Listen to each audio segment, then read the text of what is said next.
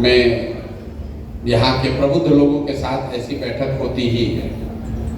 और ये समस्तीपुर में भी मैं पहली बार बैठक नहीं कर रहा हूँ, यहाँ इससे पहले भी बैठक में कर चुका हूँ प्रबुद्धों के साथ। और जितना मैं प्रबुद्धों को सुनता हूँ बिहार में, उतना मुझे विश्वास होते जाता है कि स्टेट को सुधारना इतना आसान नहीं है। यहाँ पर देखिए कितने प्रबुद्ध लोग बैठे हैं। और सवाल जो आपने किया, किसी ने कहा कि आप पर भरोसा क्यों करें, जनसुराज पर भरोसा क्यों करें। बात तो ठीक है भाई, जनसुराज पर भरोसा क्यों करें, आप भी तो ठग सकते हैं। आप तो ऐसे बात कर रहे हैं जैसे मानो आपके पास 50 विकल्प पहले से हैं।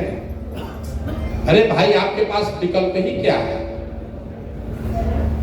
आप जनसुराज पर भरोसा न करें तो क्या कीजिएगा, जो जिस दशा में जी रहे हैं वैसे और जीते रहिए। जनसुराज पर आप भरोसा क्यों करें।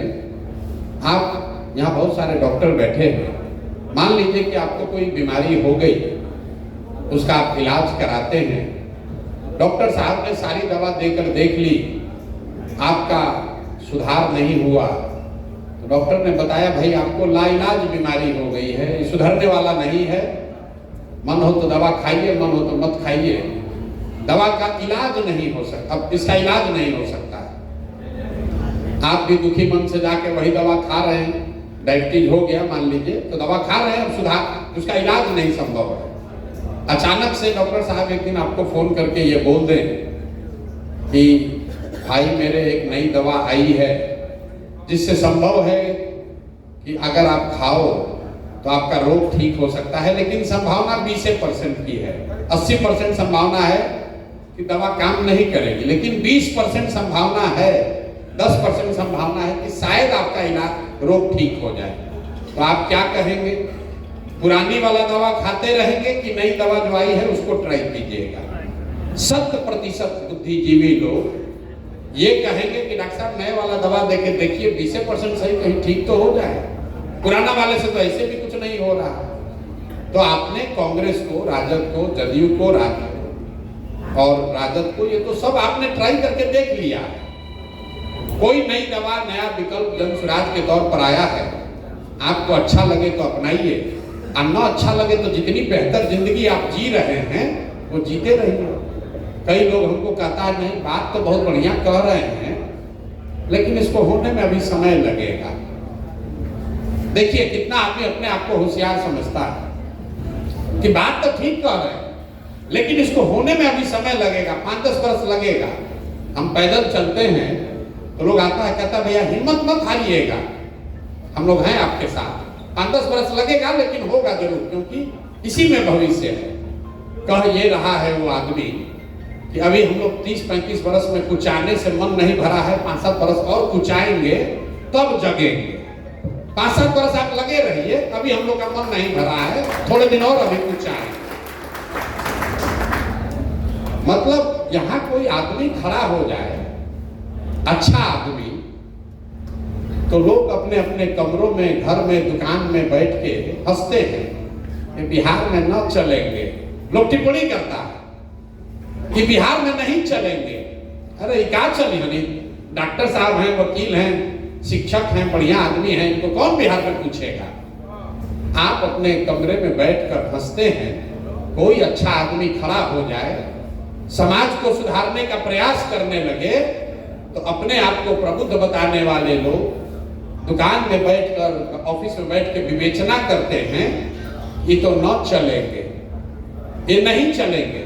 बिहार में तो कोई दमदार आदमी चाहिए। बालू माफिया, शराब माफिया 50 गाड़ी के साथ गम लेकर निकलता है तो आपको लगता है बड़ा मजबूत आदमी है। मेरे भाई, जब वो न चलेंगे तो जो आदमी है वो रहेंगे। आप अपना देख लीजिए। प्रशांत किशोर अगर विधायक नहीं बनेंगे तो हमारे जीवन पर क्या फर्क पड़ेगा।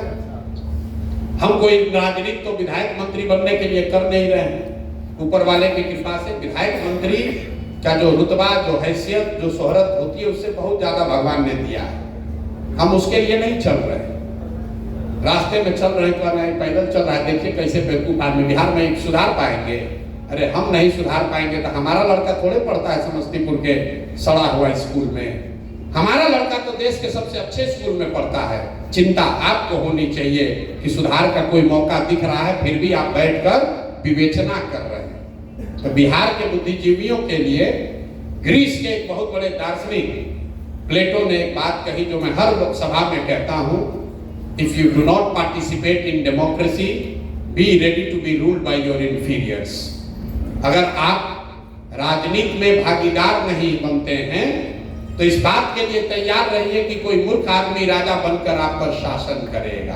तो बिहार में जो समझदार लोग हैं वो कहते हैं हम काहे के लिए इसमें शामिल हो भाई, हम काहे किसी पर भरोसा करें। राजनीति में शामिल होने का मतलब ये नहीं कि हर आदमी राजनीति में शामिल होकर चुनाव लड़ेगा। राजनीति में शामिल होने का मतलब ये है कि सामाजिक राजनीतिक तौर पर आप कितने जागरूक हैं। आपने सवाल पूछा, उसका जवाब अभी देंगे। शिक्षा कैसे सुधारिएगा, भ्रष्टाचार कैसे रुकेगा, जनसुराज कैसे जीतेगा, जाति से कैसे निपटिएगा, इसमें कोई ऐसा सवाल नहीं है जो पिछले 2.5 वर्ष में बिहार के गांव-गांव में जाकर हमने नहीं बताया। गांव में तो बताया ही। आप दिन भर लोग कहता है कि भैया जनसुराज की बड़ी चर्चा है, लेकिन अभी गांव देहात में मजदूर जो है कम गरीब तबका है, पढ़ा लिखा नहीं है, उस तक बात नहीं पहुंची है। कैसे जीतिएगा? हमारी चिंता ये नहीं है कि जो समाज में सबसे पीछे है, अनपढ़ है, मजदूरी कर रहा है, उस तक जनसुराज की बात नहीं पहुंची। हमारी चिंता ये है कि जो पढ़े लिखे हैं, दिन भर मोबाइल देख रहे हैं, सुन रहे हैं, समझ रहे हैं, वो भी समझ कर भी नहीं समझना चाह रहे। क्योंकि बिहार में चुनाव जीतने के लिए आपको अंतिम व्यक्ति तक पहुंचना जरूरी नहीं है। 5 करोड़ लोग हर महीने मोबाइल के जरिए सोशल मीडिया देखते हैं इसी बिहार में। 5 करोड़ में अगर आधा आदमी भी बात समझकर ठीक से वोट कर दे तो व्यवस्था परिवर्तन, सत्ता परिवर्तन, सब परिवर्तन हो जाएगा। लेकिन आपको वो करना नहीं है। ये हम नहीं कह रहे। अभी 6 महीना पहले आप वोट दिए हैं, 6 महीना पहले आपने वोट दिया है, और यहाँ बैठा हुआ आदमी कोई एक आदमी नहीं है जिसने शिक्षा के लिए वोट दिया हो या रोजगार के लिए वोट दिया है। सवाल तो किए ही जा रहे हैं। किसको वोट दिया है आपको हमसे बेहतर पता है। इस जिले में जब हम 1-1.5 महीना पैदल चले तो सबसे ज्यादा लोगों ने बताया कि भैया यहाँ का विधायक और सांसद सब समस्तीपुर के बाहर का है। जिस जिले से कर्पूरी ठाकुर जैसा नायक पैदा हुआ, उस जिले में कोई काबिल आदमी नहीं है जो कि विधायक बन सके। कोई काबिल आदमी नहीं है जिसको आप सांसद चुनते हैं। आप जिसको भी चुनते हैं बाहर का ही है। और सवाल सुनिए, लंबा लंबा लोग बात कर रहे हैं, भैया भ्रष्टाचार कैसे निपटेगा, भैया पढ़ाई कैसे सुधरेगा। कुछ नहीं सुधरेगा। क्यों सुधरेगा? 5000 गांव में हम पैदल गए हैं। हर सभा में, अभी सिंधिया में सभा करके आ रहे हैं, सबसे पहला सवाल हम करते हैं, अच्छा ये बताइए कि और कुछ हो या न हो, आपके बच्चों के लिए पढ़ाई और रोजगार की व्यवस्था होनी चाहिए या नहीं होनी चाहिए? 70% लोग, चाहे वो पढ़े लिखे हो या अनपढ़, अगड़े हो या पिछड़े, हिंदू हो या मुसलमान, सब लोग कहता है ना भैया ये तो होना ही चाहिए। इसमें क्या ज्ञान की बात है? पढ़ाई रोजगार तो होना ही चाहिए। हम लोगों से हाथ उठवाते हैं इस सवाल पर, वीडियो बनवाते हैं, क्योंकि उसको पता नहीं है कि आगे क्या सवाल आ रहा है। सब कहता है नहीं पर होना ही चाहिए। फिर मैं उन्हीं लोगों से पूछता हूं, अपने अपने बच्चों का चेहरा याद करो और बताओ कि अपने बच्चे के नाम पर बताओ कि जीवन में पिछली बार कब तुमने पढ़ाई रोजगार के लिए वोट दिया। अपना अनुभव बता रहा हूं, आज तक बिहार के किसी जिले, किसी गांव में एक आदमी ने भी हाथ नहीं उठाया है कि हमने अपने बच्चों के पढ़ाई रोजगार के लिए वोट दिया। और इस सभा में भी बिना हाथ उठाए कह सकते हैं, दावा कर सकते हैं कि आपने भी नहीं दिया है। आपने भी वोट उसी 4 चीज पर दिया है जिस पर पूरा बिहार में दिया है।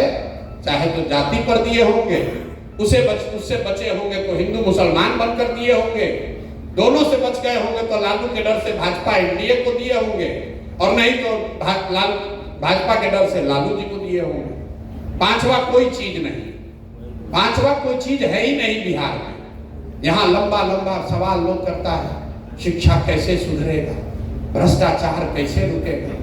गांव में जाते हैं लोग कहता है भैया बड़ा मुखिया चोर है, अरे नाली गली नहीं बनवाया, राशन कार्ड में पैसा लग रहा है, कोई अभी बता रहा था, सारी सरकारी योजनाओं में पैसा लग रहा है। भाई 3 बरस पहले मुखिया का चुनाव हुआ गांव में, चलिए 500-500 रुपया लेकर वोट बेचा आपने, मुर्गा भात खाकर जाति के नाम पर वोट दिया आपने, दूधू को पाउच पीकर वोट का सौदा किया आपने। तो आपका मुखिया विधायक चोर नहीं होगा तो हरिश्चंद्र होगा। अपने को इतना होशियार समझ रहे हैं। आप 500 रुपया लेकर वोट दीजिएगा, 30 लाख रुपया 50 लाख रुपया खर्चा करके कोई मुखिया बनेगा तो आपसे पैसा नहीं लेगा तो गेहूं बेचेगा। लेकिन बिहार का आदमी क्या सोच रहा है, हम लूट लें, हम लूट के अपना घर भर लें, बाकी सब ईमानदार हो जाए, हमारे यहाँ अच्छा रहे, भगत सिंह पैदा हो, हमारे यहाँ न हो, दूसरे के यहाँ हो जाए। सबको चाहिए, सबको चाहिए बढ़िया चीज, अपने नहीं करना। इसीलिए ये दुर्दशा। आपने कहा कि बिहार में जाति से कैसे निपटिएगा, भाई साहब बता रहे हैं कि अपराधीकरण से कैसे रुकिएगा। ये जो 3 मिथ बैठाया हुआ है कि बिना जाति के कुछ नहीं हो सकता, कोई कहता है बाहुबल के बगैर नहीं होगा, कोई बता रहा है कि बिना पैसे के राजनीति नहीं हो रहा। इन तीनों बात को समझ लीजिए। जब भी आपको ये लगे कि बिहार में तो सिर्फ जाति पर ही वोट होता है, तो अपने आप से जरा सवाल पूछ लीजिए, यहाँ पर जितने लोग बैठे हैं, पिछली बार आपने किसको वोट दिया है? क्या वो सांसद प्रतिनिधि आपके जाति का है? आपने अपने जाति वाले को वोट नहीं दिया। कहीं कुछ लोग कहेंगे तो रिजर्व सीट है इसलिए दिए थे। मेरे भाई, बिहार के लोगों ने मोदी जी को वोट दिया है, बहुत लोगों ने। मोदी जी के जाति के कितने लोग बिहार में रहते हैं ये बता दीजिए। 18% मुसलमान लालू जी को वोट देता है। लालू जी की जाति और मुसलमान की जाति तो एक नहीं है। आप तुरंत कहिएगा ना भैया वो तो भाजपा के डर से देता है। ये भ्रम अपने दिल से निकाल दीजिए कि जाति के आधार पर ही वोट पड़ता है। वोट पड़ने के कई कारण हैं, जाति भी उसमें एक कारण है। जाति एकमात्र कारण नहीं है। अगर आपको ये विश्वास न हो तो आप आगे क्या होगा छोड़िए, पीछे क्या हुआ है उसको देखिए। 1984 में इसी बिहार में, समस्तीपुर में, पूरे बिहार में कांग्रेस को बहुत बड़ी सफलता मिली थी। 54 में 53 सीट वो लोग जीते थे।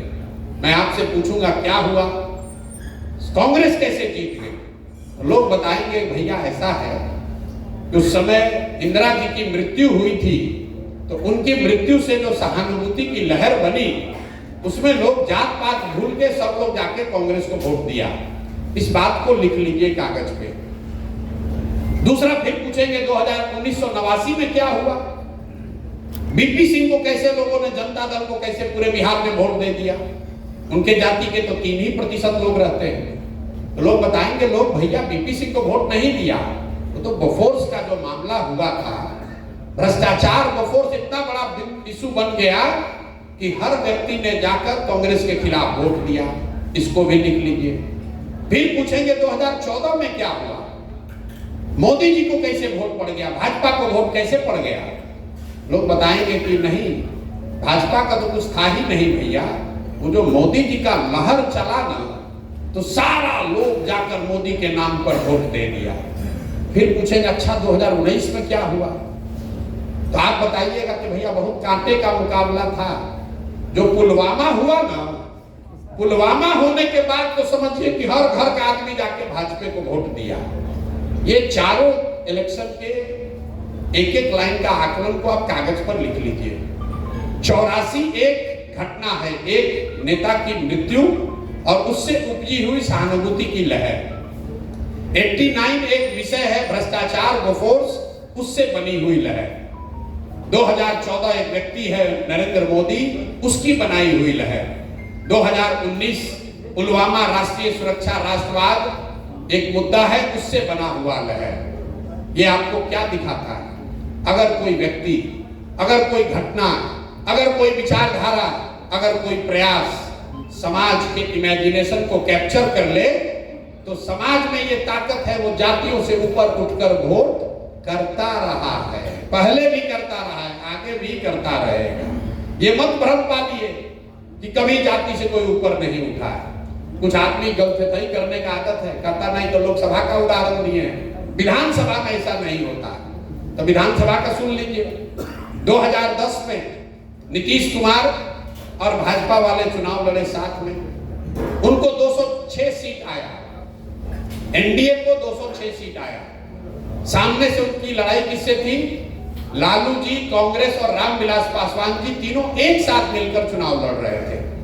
फिर भी नीतीश जी को 206 सीट आया। तब के एनडीए में नरेंद्र मोदी की इतनी ताकत नहीं थी। उस समय नरेंद्र मोदी इतना बड़ा चेहरा नहीं थे, तब अमित शाह नहीं थे, संघ नहीं था, और लालू जी आज के मुकाबले ज्यादा मजबूत थे। कांग्रेस की भी दिल्ली में सरकार थी तो कांग्रेस भी ज्यादा मजबूत थी। इसके बावजूद नीतीश जी और एनडीए को 206 सीट आया। वही एनडीए 2020 में चुनाव लड़ा। इस बार मोदी जी की भी ताकत थी, कांग्रेस भी कमजोर हुई है और लालू जी के बजाय उनके लड़के चुनाव लड़ रहे थे, लालू जी भी कमजोर हुए हैं और रामविलास पासवान जी उस गठबंधन में थे भी नहीं। इसके बावजूद नीतीश जी की सरकार को 115 सीट लाने में दम निकल गया। क्या हुआ? एनडीए को वोट करने वाली सारी जातियां बिहार छोड़कर चली गई? नहीं, ये इसलिए हुआ कि बिहार का हर वर्ग ये जानता है कि 2005 से 2010 के बीच में जो एनडीए की सरकार चली वो थोड़ा काम करते हुए दिखी, सुधार बिहार में दिखा।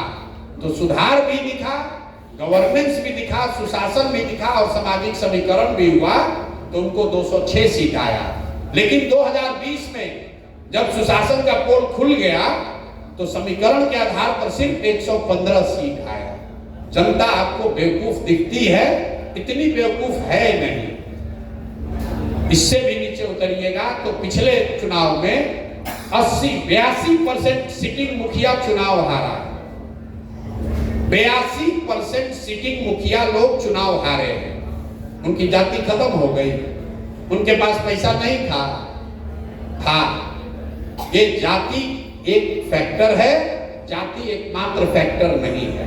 एक अंतिम बात समझ लीजिए, अगर आपको राजनीतिक तौर पर अगुवा बनकर समाज का नेतृत्व करना है तो आपके पास ये विकल्प नहीं है कि समाज में सब अच्छा हो जाएगा तब आप जगिएगा। भैया जाति न रहे तब हम राजनीति करेंगे, जब अपराध न रहे, पैसा का बोलबाला न रहे तब राजनीति करेंगे। तो न कभी जाति खत्म होगी ना कभी आप राजनीति करने आइएगा। जो लोग राजनीति करने आए हैं उनको समाज की अच्छाई और बुराई दोनों को समझकर साध कर ही उसका नेतृत्व करना है। आप इस बात का इंतजार नहीं कर सकते हैं कि सब कुछ समाज में अच्छा हो जाएगा तब हम जगेंगे। और अगर समाज में सब अच्छा हो ही जाए तो जो व्यक्ति भी अच्छा करेगा उसी को रहना चाहिए, फिर आपकी जरूरत भी क्या है। इसलिए जन स्वराज जैसे प्रयास की यहाँ पर जरूरत है। आपने कहा कि आपका दल दूसरे दल से अलग कैसे है? अलग ऐसे है कि ये किसी व्यक्ति का बनाया हुआ दल नहीं। जन स्वराज 10 लोग पटना में, दिल्ली में बैठकर नहीं बनाए। एक दल को बनाने के लिए 2 बरस हम पैदल चले। जो लोग यहाँ बैठे हैं या जो लोग इस व्यवस्था से जुड़े हैं वो हमारे रिश्तेदार नहीं है, वो हमारे जाति के हों ये जरूरी नहीं है, हमारे परिवार नहीं है। 1 करोड़ ऐसे लोगों को इकट्ठा किया गया जिन लोगों ने इसको मिलकर बनाया है। तो बनाने में ही फर्क है। ये किसी एक जाति का, एक व्यक्ति का, एक परिवार का दल नहीं है। आज आपको इसके मुखिया के तौर पर हमारा चेहरा दिख रहा है, लेकिन संभव है कि 5 वर्ष में हमसे काबिल व्यक्ति इसका नेतृत्व करे, क्योंकि ये मेरे परिवार की पार्टी नहीं है, कोई एक व्यक्ति की पार्टी नहीं है। इसका एजेंडा कैसे अलग है? एजेंडा अलग कैसे है ये तो रोज बता रहे हैं, लेकिन 3 मूलभूत बात आपको बताएंगे, क्योंकि थोड़ी देर में आप ऊब भी आने लगेगी, आपको घर भी जाना है। 3 मूलभूत बात बिहार के सुधार के लिए जन स्वराज बता रहा है जो दूसरे दल से अलग है। पहली बात हम लोग बता रहे हैं कि सबसे ज्यादा जरूरी है कि 15 साल से कम उम्र के हर बच्चे को इतनी अच्छी शिक्षा दी जाए ताकि वो व्यक्ति, वो बच्चा आगे चलकर व्यवस्था पर बोझ न बने। साइंस ये कहता है कि अगर 15 साल तक आपको बेहतर शिक्षा और संस्कार मिल जाए तो किसी भी व्यवस्था में आप मोहताज नहीं रहेंगे, कुछ न कुछ आगे जीवन में रास्ता आप बना लेंगे। आपने, हमने, कई लोगों ने इसी बिहार की सड़ी गली व्यवस्था के सरकारी विद्यालय से पढ़कर अपना जीवन सुधारा। तो जन स्वराज की पहली सोच है कि 15 साल से कम उम्र के लोगों को इतनी अच्छी शिक्षा दी जाए कि वो आगे चलकर व्यवस्था पर बोझ न बने। कैसे दी जाएगी ये भी बताएंगे। दूसरा इसका स्तंभ ये है कि 15 साल से 50 साल के उम्र के लोगों को, जिनको वापस ले जाकर स्कूल में पढ़ाया नहीं जा सकता है, उनके हाथ में पूंजी की व्यवस्था की जाए ताकि वो लोग अपने पैर पर खड़े हो सके, स्वरोजगार कर सके। मेरा ऐसा नहीं मानना है कि सरकारी नौकरी से या सिर्फ खेती और इंडस्ट्रियलाइजेशन से रोजगार मिल सकता है। अभी समझाएंगे क्यों नहीं।